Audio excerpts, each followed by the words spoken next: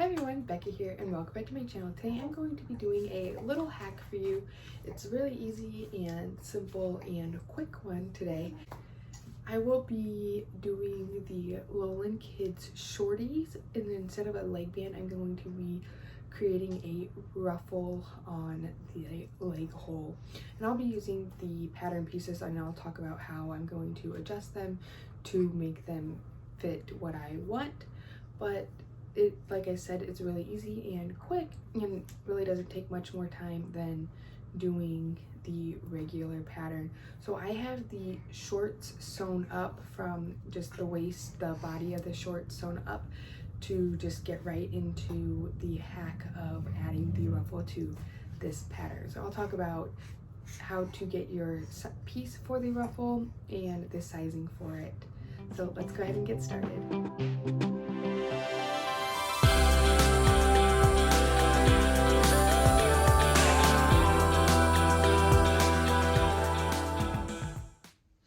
Alright, to get started, I already have sewn up the base of my shorts, and this is, as I mentioned, the Shorties from Lowland Kids, but this would work for really any like Shorties type pattern or bummies. You could do this on some sort of looser short with a leg band. You could even do this on a regular pair of shorts if you wanted to make your own ruffle. You could always add a ruffle at the bottom, but what I did for these is I cut everything out just as you would for the pattern besides the leg bands. And here are my leg band pieces, and the only thing that I did is this is the length of the leg band typically, and I just used that whole leg band on the fold basically. So now my two leg bands are twice as long as the pattern is written for. So all I'm going to do is I'm going to go just like you would with regular leg bands and sew up both ends of these pieces and be back. Alright, so I sewed those up. You can see now they are a big band, and just for reference you can kind of see here's my leg hole and here's my band size, so it is quite a bit bigger. For this pattern specifically, there is a ribbed option and a non-ribbed option. I went ahead and used the ribbed option, which is a little bit shorter, so just for a reference, if you were going to do that for the same pattern, that this is what I did. If you use the other one, all it's going to do is give you a little bit tighter gathers and a little bit more ruffle. And I just used the width of the leg band. So when you make this pattern as well, the band is supposed to get folded in half, but this came out to be about probably a little about under 3 inches wide, which I think will be a good length, so I just left it at that. If you wanted to, you could also hem these one end of it. I am not going to. If I were going to hem it, one, it would depend on the type of fabric, but this isn't going to roll or ravel. But if I was going to hem it, I would add about 1/2 inch on and then fold it up 1/2 inch, just because I want the ruffle to be a little bit longer.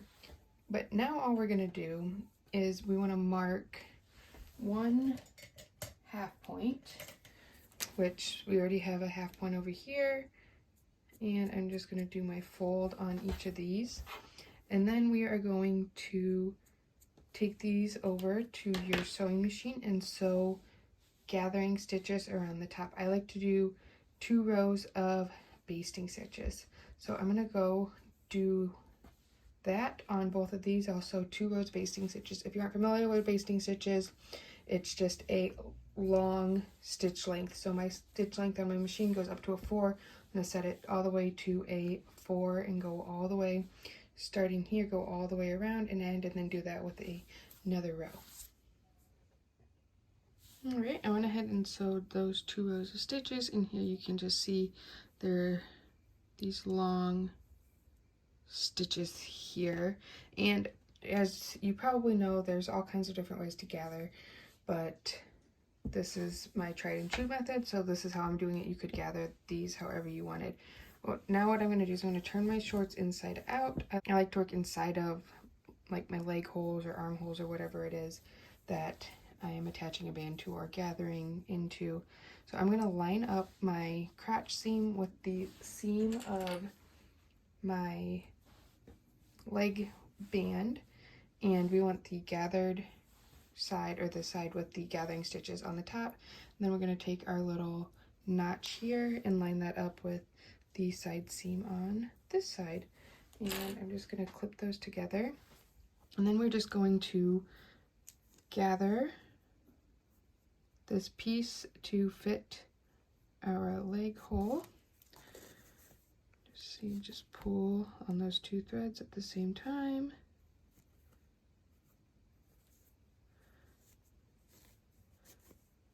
And gather it until it fits your leg hole, and then just kind of even it out.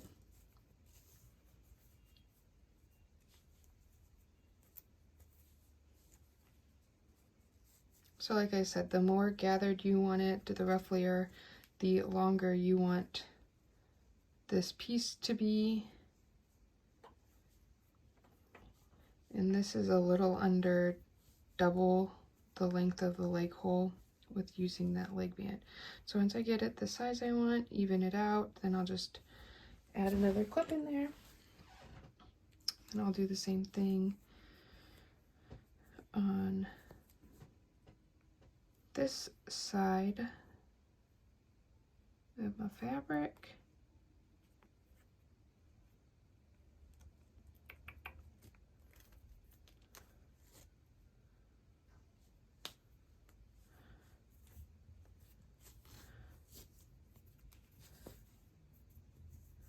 And just pull your gathers until it fits in your leg hole.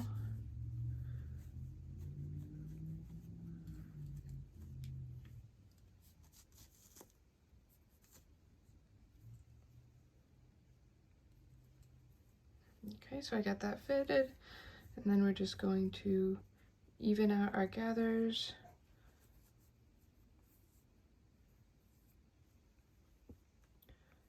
Through my leg hole here.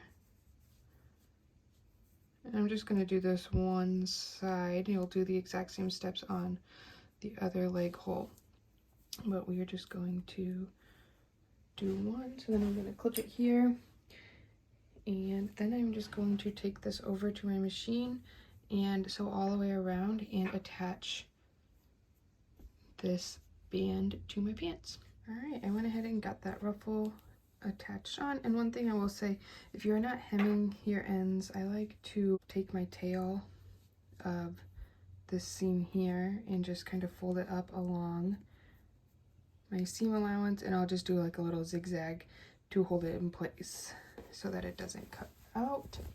And then you can just turn your shorts right side out, and you most likely will have a row of gathering stitches in there still. So then you just want to pull those out.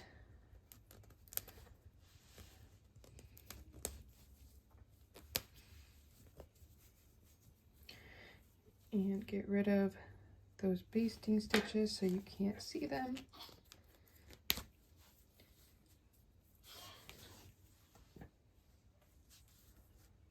Once you get those basting stitches out, see your nice little ruffle here, and then you obviously will do all of those same steps on this leg hole with this band. And one other thing is that you may want to top stitch your seam allowance up towards the shorts. That'll make the ruffle lay nicer. Like here you can kind of see how the gathered portion is flipping up. That's because the seam allowance here is flipping down, and if you top stitch it up onto the shorts, that'll make this ruffle lay a little bit nicer. And you can always try it on your kiddo first to see. A lot of times it's just kind of dependent on the fabric of if they will lay nicely or not. So I think gonna top stitch here, and then I'm gonna go ahead and finish up my other leg, and that is all you need to do to make your ruffled shorties. All right, like I said, we are done, and I did go ahead and I added that top stitch around the seam just so you can see it there, and then I gave it a nice steam. And I did want to show you too how I talked about tacking this seam down. I know it's kind of hard to see, but you can see how that seam is pulled up in there, and I did a big zigzag over it. But these are just really cute, And I find that this is a way to make these a little bit longer. These are for my 5-year-old daughter, and if I can get a picture of her, I will pop it up here if she'll let me get a picture of her in them. But they are just nice, loose fit, flowy, and it adds a little bit of length, and then they're not so tight so that they don't ride up as well. And just, this is a really simple way to do this. And as I said, you could do this on most short patterns. You could do it on just a regular short pattern. I've done that before. Made my own ruffle and just added a little frill on the bottom to make them a little bit longer and make them a little bit girlier. But if you have any questions, feel free to leave a comment down below, or you can find me on Instagram. It's at Sewbex, BEXX, and you can reach out to me there. Or you can follow me there for sewing tips and tricks and just kind of some sewing fun and humor. But if you like this video, make sure you give it a thumbs up and subscribe to my channel so that you're notified of any future videos. Thanks for watching. Bye.